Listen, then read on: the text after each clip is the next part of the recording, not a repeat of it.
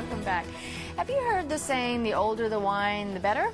What about wine tastes better if it's allowed to breathe?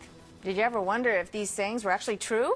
Well, here to talk about some of these commonly held beliefs is the owner of Indigene Cellars, Ray Smith. Thank you so much for being here. Hi, thanks for having me. Now, we were chatting a little bit about how you got into winemaking. How did you get into winemaking? I transitioned from the Bay Area to an area down south, Paso Robles, California, where I really like the people, I like the climate. I started a small business there in wine packaging and distribution, and made wines just to keep up with the terminology and the know-how of winemaking. And slowly transitioned into, it was only natural for me to go the next step and make wine myself. You're a patient person. This took 20 years to kind of master doing it. Yeah, I've been doing it for a long time. And what is Indigene known for? What is it that what's your specialty? Indigene, the concept of Indigene is to produce the varietals that are most native to certain climates. So I source a lot of the fruits from different areas, such as Carmel Valley, the Santa Lucia Highlands, Santa Barbara County, for various reasons. We're known for single vineyard, single clone, concentrated varietals. Most of them are pretty eclectic, relatively different, and nice wines, all really small. And you seem like such an approachable person. Sometimes when you go wine tasting, you're afraid to ask simple questions like, why does wine taste better with age, and what happens when it's allowed to breathe? Can you answer those questions for us? The process of wine aging is usually through oxygen seeping through the cork at a very small amount over the years. And when oxygen is introduced to wine, it kind of softens it, brings out the fruit characters, makes the wine blend into what you would like it to be at the end.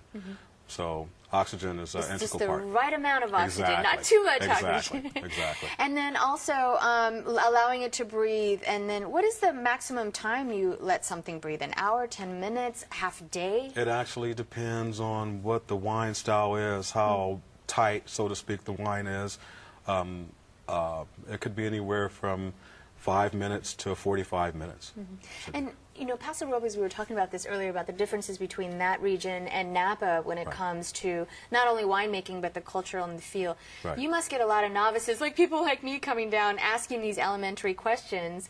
What are you noticing in terms of the difference between the people who go to Napa, to Paso Robles, and the difference between the two? The Paso Robles people are really approachable. It's one of the things that kind of grafted me towards that area.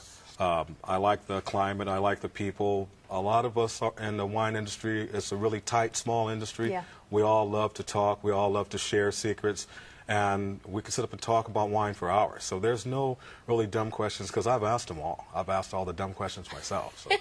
And you seem relatively young. I mean, is this something that you plan on doing for, you know, when you think of winemaking, you think of these silver-haired families that have decades behind this hair craft. is all cut off.